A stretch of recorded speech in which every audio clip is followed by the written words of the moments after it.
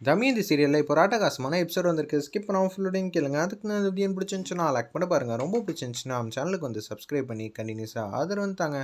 நம்ம தமயந்தி வந்து தெள்ள தெளிவாக முடிவு எடுத்துட்டாங்க. மெஸ்ஸை வந்து எப்படி இருந்தாலும் வந்து ஏஜிஆர்ட்ட வந்து கொடுத்துட்டு நம்ம கண்டிப்பாக நலனோட ரெஸ்டாரண்ட்டை வந்து காப்பாற்றணுங்கிற மாதிரி அதிரடியாக வந்து யோசிச்சுட்டு இருக்காங்க. அப்போன்னு பார்த்து நம்ம நலன்கிட்ட வந்து அந்த அண்ணன் எல்லாத்தையும் வந்து சொல்லிடுறாங்க. இத்தனை நாளாக வந்து பொக்கிஷம் எல்லாம் மற்றவங்களுக்கு கண்ணு கெட்டாத தூரத்தில் வந்து இருக்கும். ஆனால் நீங்கள் பக்கத்துலேயே வந்து வச்சுக்கிட்டு என்னை ஊர் ஃபுல்லாக வந்து தேட சொல்லியிருக்கீங்களே, உங்களை மாதிரி ஒரு வாழ்க்கை யாருக்குமே கிடைக்காது. என்னென்ன இப்படி சொல்லிட்டு இருக்கீங்க? தமயந்திக்கிட்ட நான் எவ்வளோ கோபமாக நடந்திருக்கேன் தெரியுமா? அதுக்கெல்லாம் ஒட்டு மொத்தமாக நான் மன்னிப்பு வந்து கேட்கணும். எப்போதும் தமயந்தி வந்து வீட்டில் இருப்பா, இல்லாட்டி அவங்க வீட்டில் இருப்பா, மெஸ்ஸில் இருப்பா. இந்த 3 இடத்துலையும் வந்து இல்லைங்கிறீங்க. இப்போ தமயந்தி எங்கே தான் இருப்பா? ஒன்றும் புரியலையே. ஏஜிஆர் வேற குடைச்சல் மேலே குடைச்சல் கொடுத்துக்கிட்டு இருக்கான். என்னால் புரிஞ்சிக்கவே முடியலங்கிற மாதிரி பட்டத்தின் உச்சத்தில் இருக்காங்க. அந்த இடத்துல நம்ம நல்லண்ணே, நான் இப்பயே பார்க்கணும் தம்பி. நீங்கள் வீட்டில் இருந்தால் கூட தமயந்தியை வந்து சட்டுன்னு பார்த்துடலாம். நீங்கள் வெளியில் வந்து போனீங்கன்னா தான் தமயந்தியை பார்க்குறது கஷ்டமாக இருக்கும். அப்பன்னு பார்த்து இங்கே வந்துட்டானா என்ன பண்ணுவீங்க? நீங்கள் வீட்டிலேருந்து கிளம்புனது, மெஸ்லேருந்து கிளம்புனதுக்கெலாம் பதில் இருக்குல்லண்ணே.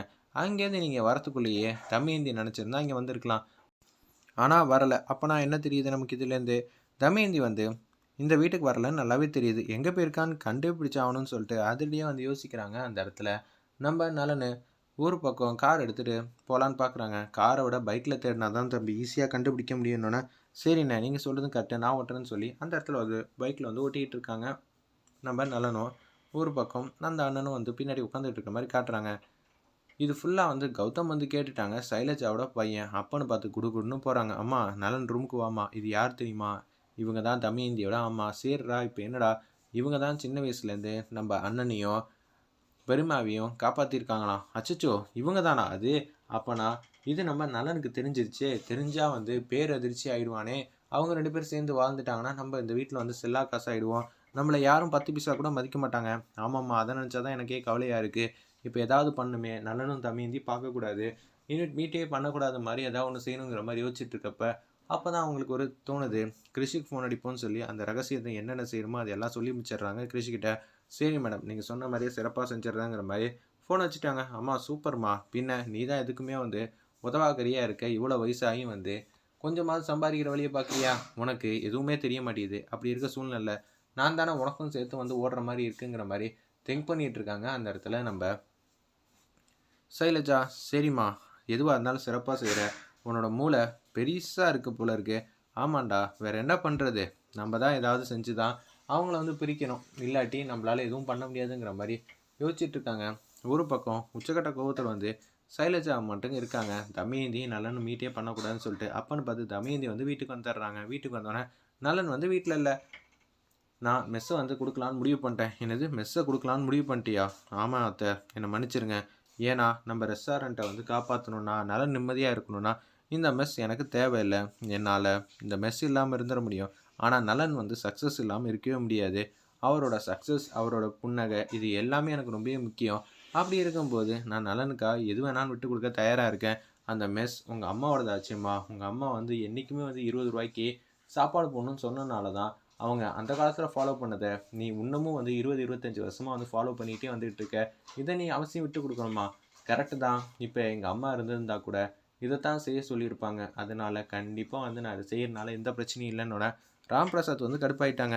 நீ வந்ததுலேருந்து இந்த வீட்டில் ஏதாவது ஒரு காரியம் வந்து உருப்படியாக நடந்திருக்கா? வந்த மெஸ்ஸை வந்து திறந்த, நலனுக்கு பிரச்சனை கொடுத்த, ரெசிபி விஷயத்தில் உங்கள் 2 பேருக்கு பிரச்சனை, அதுக்கப்புறமேட்டு 2 பேரும் வந்து பந்தயத்தில் வந்து கலந்துக்கிட்டீங்க. நலன் கடைசியாக வந்து ஜெயிச்சான்.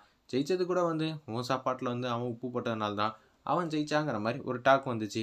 இப்போ என்னன்னா உனக்கு வந்து அவன் சாதகமாக அந்த மெஸ்ஸை வந்து திருப்பி கொடுத்ததுனால அந்த இன்வெஸ்டர் சுப்பிரமணியனுக்கும் நம்ம நலனுக்கும் பிரச்சனை ஆயிடுச்சு. இப்போ அது வேறு லெவலில் போய் ரெசார்ட்டே வந்து திறக்க முடியாத அளவுக்கு பிரச்சனை மேலே பிரச்சனை ஆயிடுச்சு. இனிமேட் நம்ம எங்கே பண்ணுறது ஏது பண்ணுறதுன்னு தெரியாமல் தடுமாற்றத்தில் இருக்கோம்.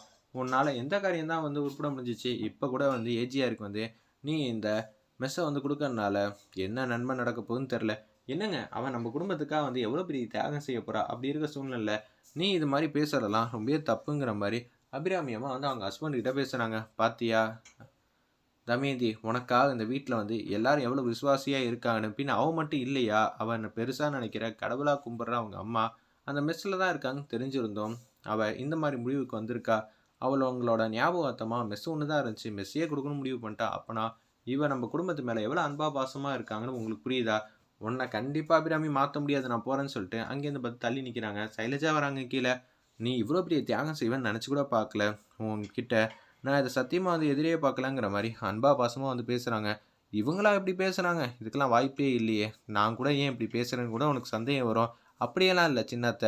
எனக்கு சந்தேகம்லாம் இல்லன்னு சொல்லி பேச்ச ஆரம்பிக்கிறாங்க. அப்போன்னு பார்த்து நம்ம தமயந்தி வந்து சொல்றாங்க, "நீங்க நெனைக்கிற மாரிலாம் ஒண்ணும் இல்ல. நான் எதையும் மனசுலலாம் நெனச்சுக்கல. நம்ம எல்லாரும் ஒரே குடும்பம் தானே! யாருக்கு என்ன கஷ்டம் வந்தாலும் நம்ப தானே சரி பண்ண முடிஞ்சுச்சுன்னா, யார் வேணா உதவி செஞ்சு சரி செய்யலாம்ல. உன்னோட பெரிய மனசுக்கு முன்னாடி நான் எதுவுமே இல்ல.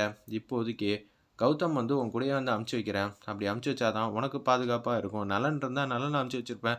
கௌதம் வந்து கூட்டிட்டு போறியா?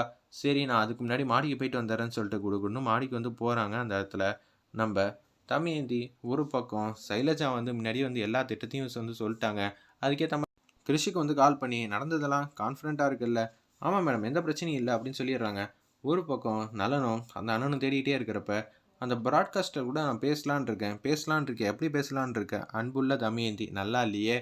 பிரியமுடன் இதுக்கு அதுவே தேவலாம். இப்ப என்ன சொல்லி பேசலான்னு சொல்லிட்டு யோசிச்சுட்டு இருக்கப்ப தான், அவங்க வந்து, "நான் இத்தன நாளா வந்து உனக்கு யார் என்ன ஏதுன்னே தெரியாம பண்ணிட்டேன். என்ன மன்னிச்சிடு தமயந்தி. நீ தான் நான் சின்ன வயசுலேருந்து தேடுற பொண்ணுன்னு எனக்கு தெரியாம போச்சு. உங்க அம்மா தான் என்னோட குலசாமி. அவங்க இல்லன்னா, நான் இப்ப இந்த இடத்துல இருந்திருக்கவே முடியாது. என்ன மன்னிச்சிடு தமயந்திங்கிற" மாரி அந்த பிராட்காஸ்ட்ல வந்து வீடியோ வாய்ஸா வந்து எடுத்து பேசுறாங்க. நம்ம நலன் அந்த இடத்துல. அது மாரி காட்டி இந்த எபிசோட வந்து அல்டிமேட் மாஸா முடிச்சிருந்தாங்க.